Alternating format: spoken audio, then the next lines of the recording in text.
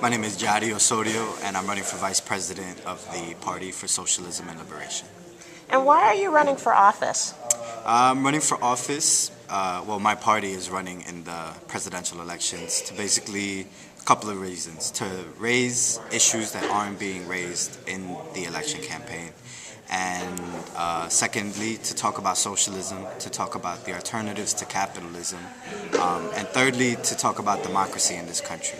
And the fact that really the elections, especially the presidential elections, aren't democratic at all, and that we need real democracy in this country. And what specific issues are on your platform? Well, we have a 10-point campaign program. We could go through all 10 points, but I think the most important ones are point number 1 and 2.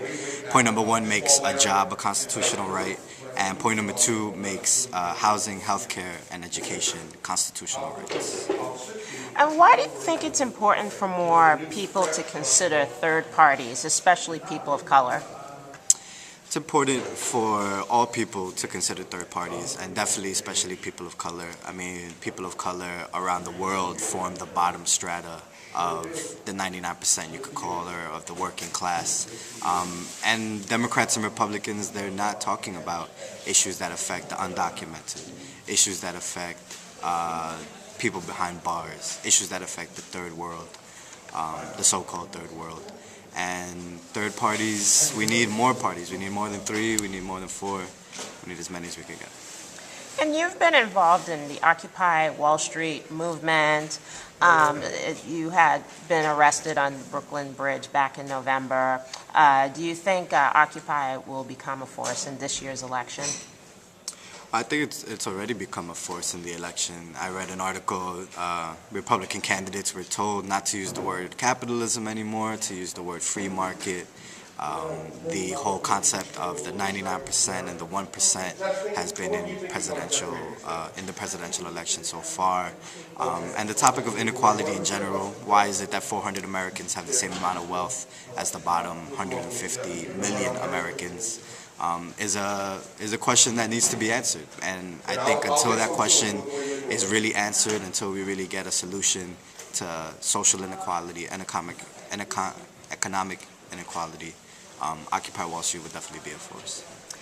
There have been complaints that the Occupy movement has not been inclusive of people of color.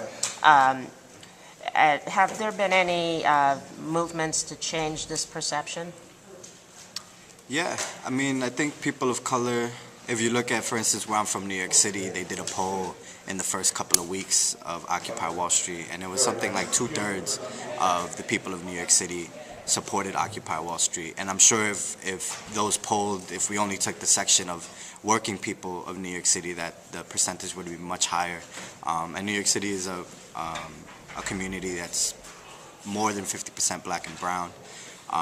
So, I mean, in one sense, black and brown people are already supporting the movement against the 1%. We've always been struggling against oppression, against corporations. But, you know, it does have to get better. Occupy does have some limitations, but, you know, it's a process. What advice do you have for other young activists who would like to get into politics? I think get into politics, but get into revolutionary politics, to say it blatantly. There's so much potential and so much need for people from our communities. I grew up undocumented, from people that grew up in the hood, to get political in the sense of the Black Panthers, or in the spirit of the Young Lords. These were political organizations, but they were independent from the political establishment. They were trying to form a new paradigm, a socialist paradigm. And I think it's very important for young people, people of color, people in marginalized communities, to become those new voices of the oppressed.